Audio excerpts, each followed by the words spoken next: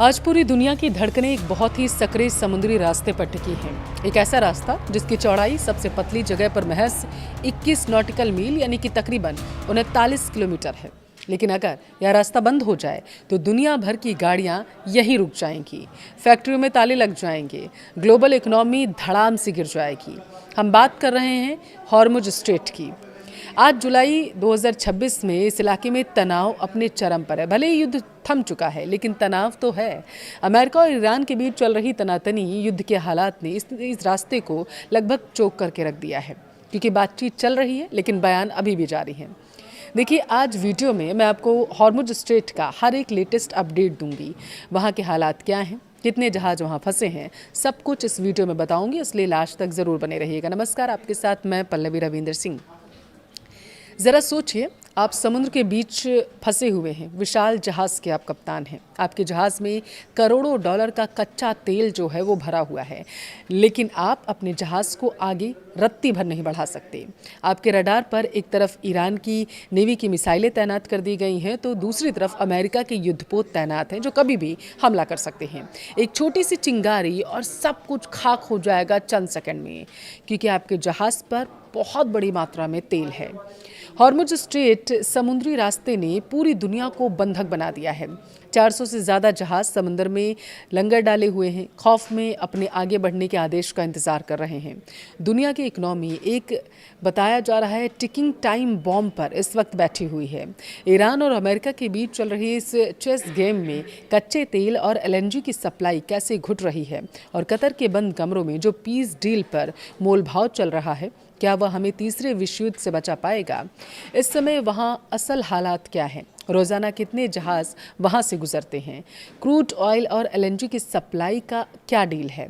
ये सबसे अहम है। देखिए, अमेरिका और ईरान के बीच जो पीस डील हुई है उसका नतीजा निकलने वाला है भी या फिर नहीं, ये तमाम तरीके के सवाल इस वक्त लोगों के जहन में गूंज रहे हैं।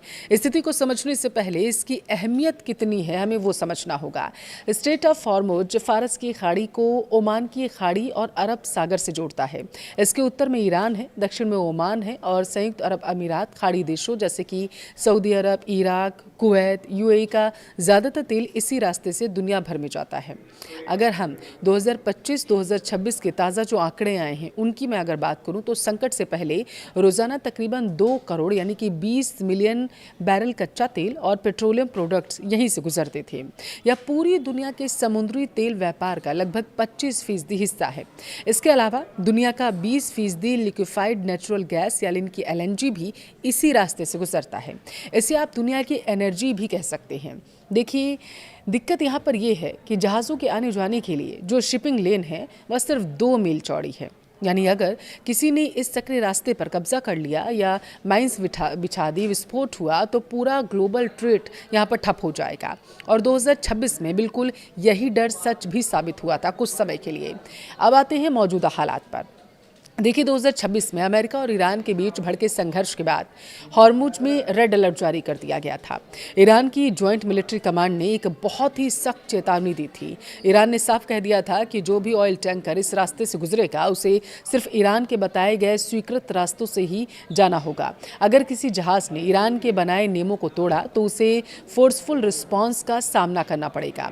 ईरान इस इलाके में पूरी तरीके से अपना दबदबा और कंट्रोल बनाना चाहता है। उनका कहना है इस रास्ते से गुजरने वाले जहाज़ों को टोल या फीस देनी होगी। वहीं अमेरिका के सेंट्रल कमांड ने साफ कर दिया है कि वो इस रास्ते को इंटरनेशनल ट्रेड के लिए खुला रखने के लिए प्रतिबद्ध है। यानी ईरान को चेतावनी मिल चुकी है।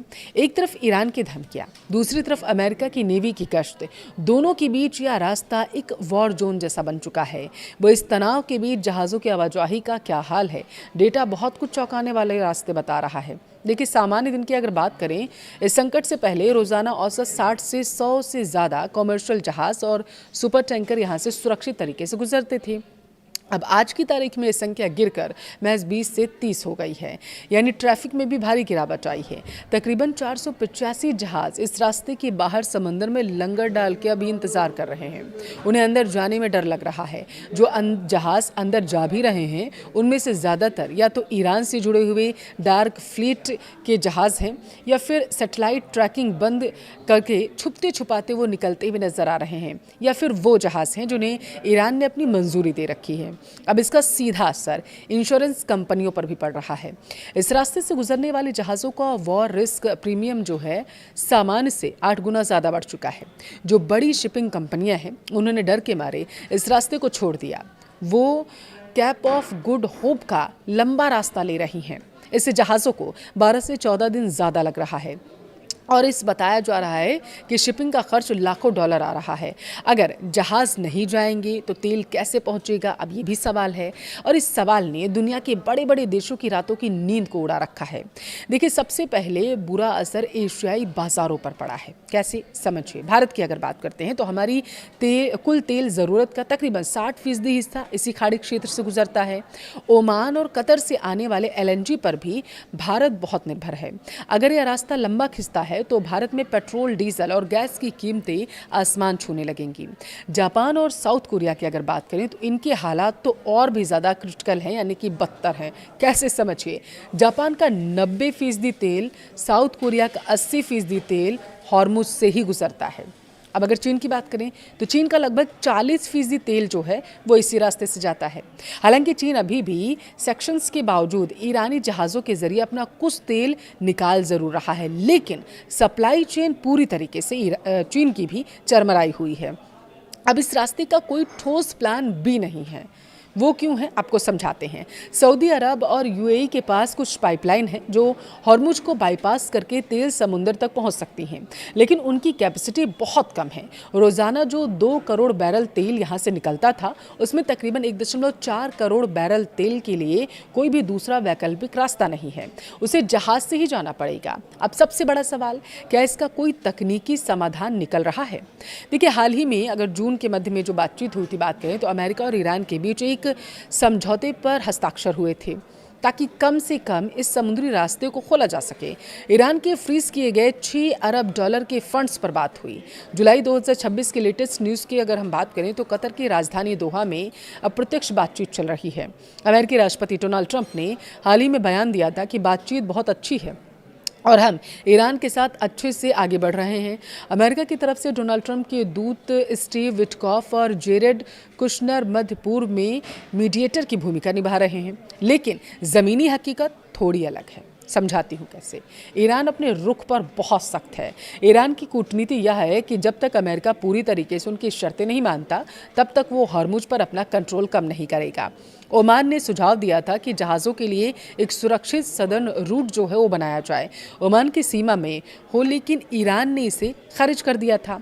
अब ईरान खुद को इस पूरे रास्ते का इकलौता निर्णायक मानता है, भगवान मान रहा है। अब देखिए, माना ये जा रहा है कि हॉर्मुज स्ट्रेट आज दुनिया का सबसे बड़ा जियोपॉलिटिकल फ्लैश पॉइंट बन चुका है। जहाज़ों की संख्या 60 से घटकर 20 से 30 रह गई है। मात्र 485 जहाज़ बाहर इंतजार कर रहे हैं कि वो जा सके इस स्ट्रेट में।